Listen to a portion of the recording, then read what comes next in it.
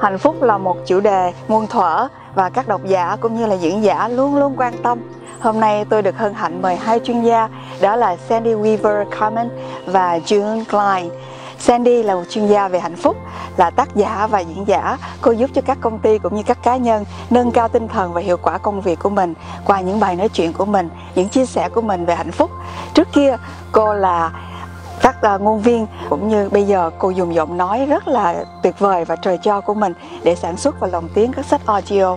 Cô viết quyển sách The Original MBA, tạm dịch là bằng MBA nguyên thủy, và quyển The Happiness Recipe, công thức cho hạnh phúc.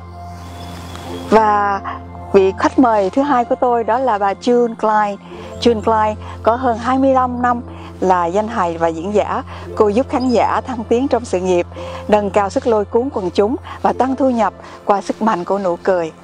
June là danh hài nổi tiếng ở Mỹ và Canada, đồng thời là tác giả, cũng là đồng tác giả của quyển sách bán chạy nhất Amazon #1 bestseller, đó là quyển sách The Happiness Recipe, tạm dịch là công thức cho hạnh phúc. Thank you so much for being here today, June and Sandy. And everything just seems so beautiful in full bloom.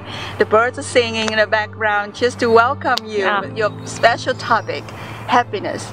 Thank you for inviting us to be here and into your garden. Yes. It's certainly making me happy. This is part of my happiness recipe today. Absolutely. It's beautiful, and I'm sure it's it's awesome. Thank you so much. Yep.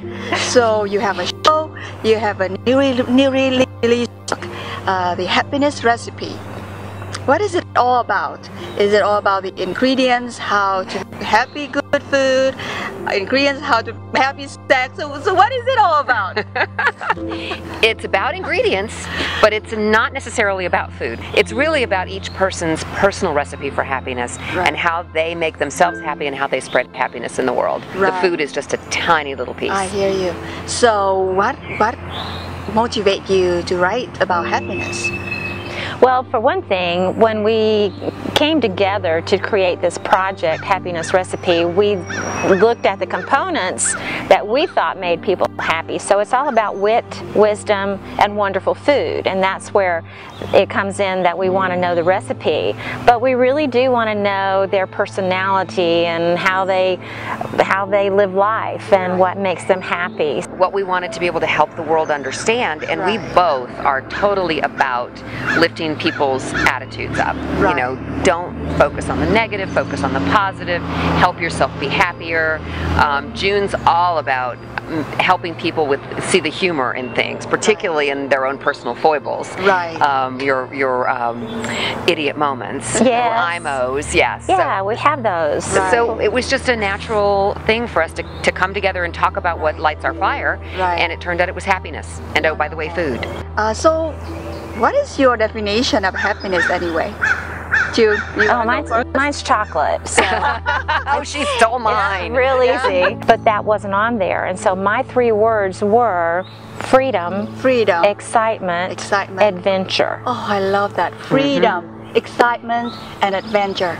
And once I understood that, it changed my world, because I could then measure anything I was doing, people I'm with, did it bring that freedom, excitement, and adventure? And if it didn't, I wasn't in a good space. I wasn't in my highest optimum energy place, which brings me happiness.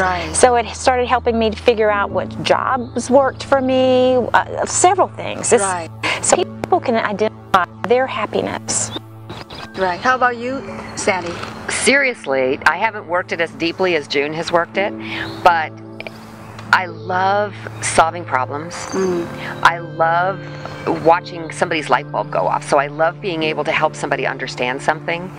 And I love not feeling like someone's trying to control me. So yeah, autonomy. Autonomy. I've got to have the autonomy. You mentioned about happiness and joy. What is the difference between joy and happiness? Oh, that's a great question, and probably one that people have to answer for themselves. However, I'll give it a stab for me. I believe happiness brings you joy.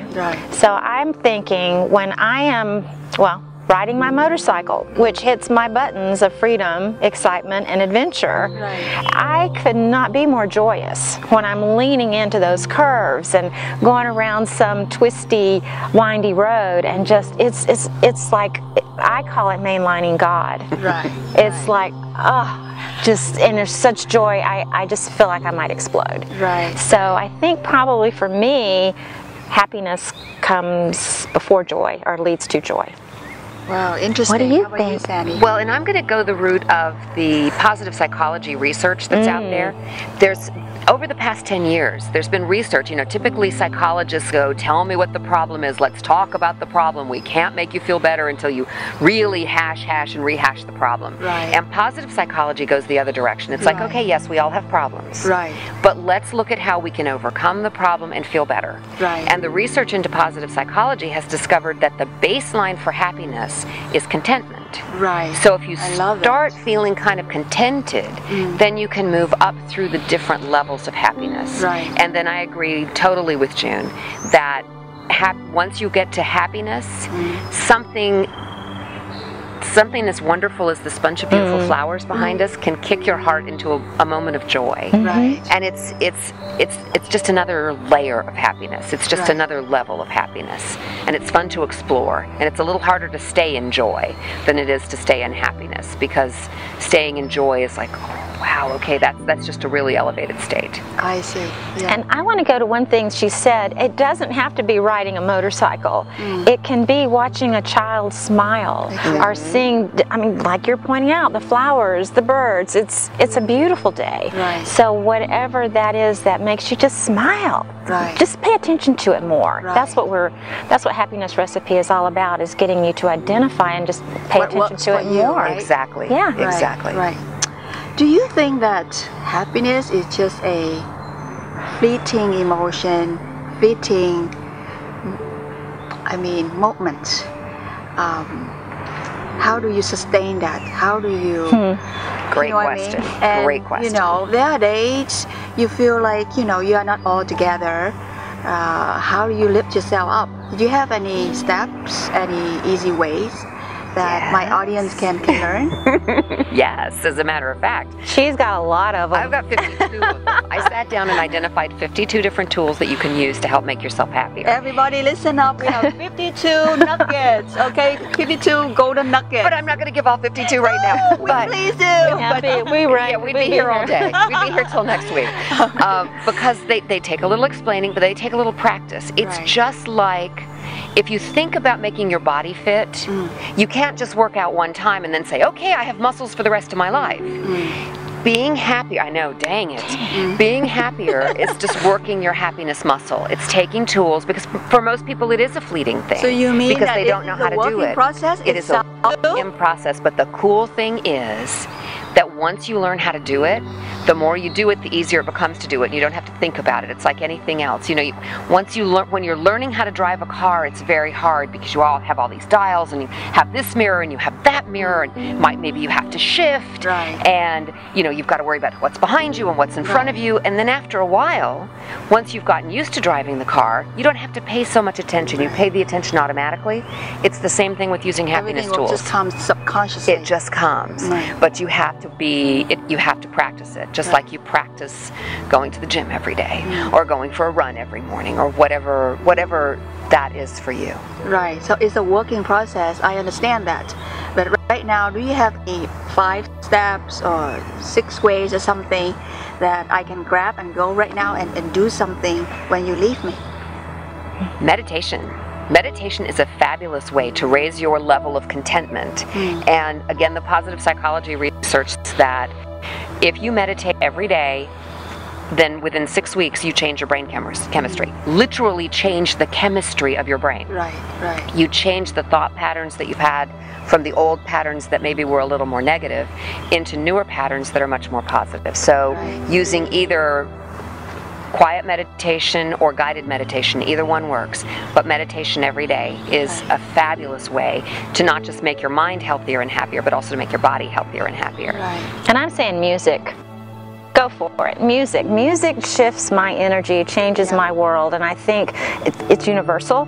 And get a stack of whatever makes you feel good that you have to move. So movement, it's almost the opposite, but it all goes into the same ball. So whatever works for you, if it's that quiet meditation that's awesome, and yet, you know, if I'm out there riding a Harley that's sitting and meditating, I'm trying, but you want to be in emotion. I don't last long with it. I really don't. But I can turn on my tunes and be bouncing around and be happy that quick, no matter what. And the other thing I wanted to mention is Sandy and I do have a program that is actually called Sustaining Happiness, and we talk about number one is identifying your happiness. So you have to, what we said at the beginning, just come up with 3. Come up with 100, but come up with 3. It'll change your life.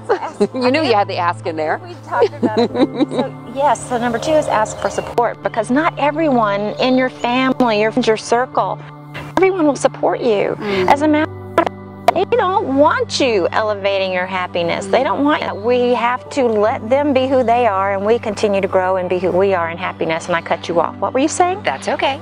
That is quite all right. And that goes with, and in your power goes with, not everybody in your life is going to want you to be here, because they are comfortable with you as you are. So it's like any other kind of growth. When you grow a little bit, there may be people that aren't real happy about it, and you have to be okay with that. Because we are not in charge of anybody else's happiness. I can't make Lan happy. I can't make June happy. She certainly cannot. I cannot make June happy. I can't make my husband happy. You know, it's not my job to make him happy. It's my job to be as happy as I can be and help support his happiness. Wow, but it's refreshing to hear totally, that. It's not our job. It's not our job. But make yourself happy first. Yes. Which, oddly enough, makes the people around you happier. Wow, that's powerful. Yep, because the more happiness you radiate out into the world, the more other people feel it. If they're feeling your negativity, then they're going to respond to you negatively. If they're feeling your positivity, then they'll either be neutral or they'll be more positive toward you. So step 4 of this process is to stop arguing for your limitations and start hear your own words and how often you say, oh, I can't do that, or I'm not that, or I can't be good at this. Whatever it is, listen to yourself. You are arguing to stay where you are, to stay stuck.